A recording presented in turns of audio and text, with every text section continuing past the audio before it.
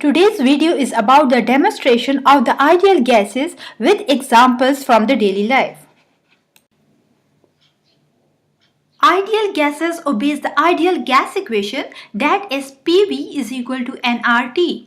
It also obeys the postulates of kinetic molecular theory of gases at all temperature and the pressure, especially the two postulates that are that there is no attraction or the repulsion between the gas molecules and the actual volume of the gas molecules are negligible as compared to the total volume of the container. Let's discuss a little bit detail about the ideal gases. Remember that ideal gases obeys the postulates of the kinetic molecular theory of the gases at all temperature and the pressure.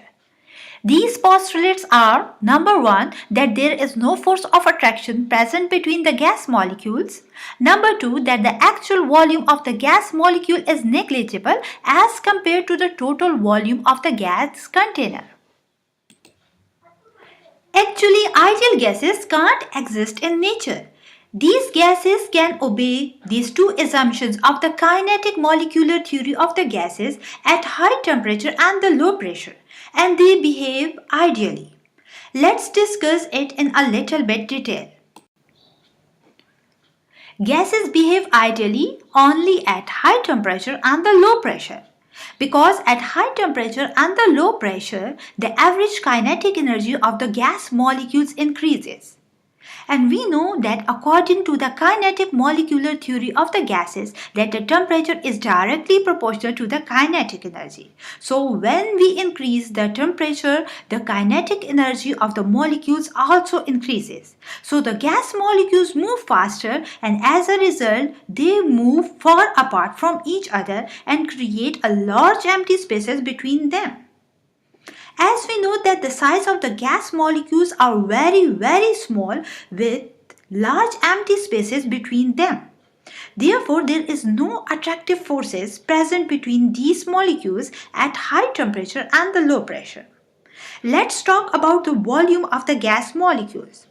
According to the kinetic molecular theory of the gases, the actual volume of the gas molecules is negligible as compared to the total volume of the gas container. We know that the gas molecules are very small and the container of the gas molecule is very big as compared to it. Just like a particle of a sand in front of a huge mountain.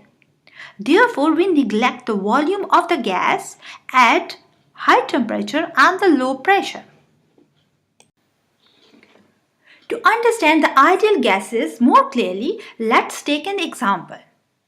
As you can see here in a diagram that I have a huge drum full of water and I add a few salt particles in it. So what happened next?